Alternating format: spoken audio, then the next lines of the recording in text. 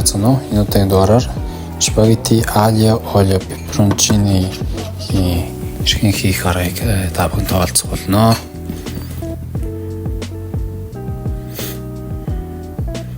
За хамтдаа хийж эхэлцгээе. Юуны ямар нэг бүтэн саримсыг ашиглана. За тэгээд бүгдийн сайхан бяцалчнаа.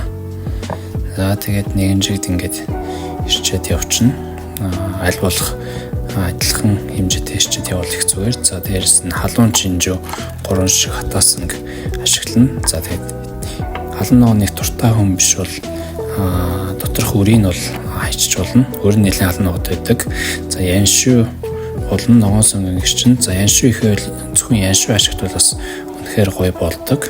За хайрлын таваа халааж агаад за саримс хийгээд за экстра virgin olive oil-ийн фронтоор хийчихнэ. За тэгээд нэлээд сайдар халаагаад явчихна. За итерхий чанга хүчтэй гал дээр халаагаа явуучвал амархан төлөгдөх учраас ер нь нэг 7 хавцаа дээр халаагаа явчихна. За дээрэс нь бол хатаасан чинжүү ээж агаад спагетти 1.6 мм 7 минут болдог спагеттиг хийгээд усаа 700 мг-аас 1 литр хавцаа хийгээд за тэгээд 3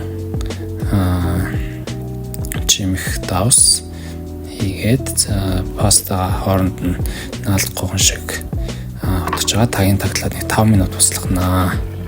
За тэгээд энэ үед нэг амсаад үзчихнэ.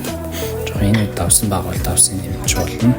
За тэгээд яншуу болон ногоон сонгон extra virgin тус перц 3 дөрөг хийгээд маш сайдар утгаад явчихнаа. За энэ үед бол паста шүүсийн тухайн соусоо маш сайн уугаад үнэхээр гоё ингэж амтыг бол өөртөө шингээж авна.